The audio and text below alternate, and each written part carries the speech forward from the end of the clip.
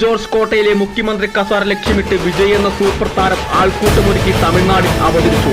നിയമസഭാ തെരഞ്ഞെടുപ്പിന് 3 മാസങ്ങൾ ശേഷിക്കെ കാണാൻ പോകുന്ന സിനിമ തോൽക്കുന്ന കളിയാണ്. ഇതിനിടെയാണ് സിനിമകളും രാഷ്ട്രീയ വിവാദങ്ങളും ഒപ്പം ചേരുന്നത്. സൂപ്പർ താര പദവിയിലെത്തിയ കാലം മുതൽ തന്റെ രാഷ്ട്രീയവും കാഴ്ചപ്പാടും സിനിമയിലൂടെ തൊടുത്തുവിട്ടിരുന്നു വിജയ്. ഭരണത്തിലെത്തിയവരുമായുള്ള കലഹവും പതിവായിരുന്നു. 2013 തലേവ ടൈംസ് ലീഡ് എന്ന സിനിമയുടെ പേരിൽ മുടക്കിയത് അന്നത്തെ മുഖ്യമന്ത്രി ജയലളിതയായിരുന്നു.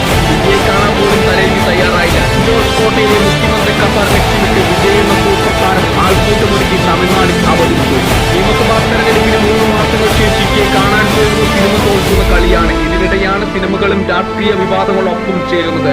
സൂപ്പർ താര പദവിയിലെത്തിയ കാലം മുതൽ തന്റെ രാഷ്ട്രീയവും കാഴ്ചപ്പാടും സിനിമയിലൂടെ തൊടുത്തുവിട്ടിരുന്നു വിജയ്. ഭരണത്തിലെത്തിയവരുമായുള്ള കലഹവും പതിവായിരുന്നു.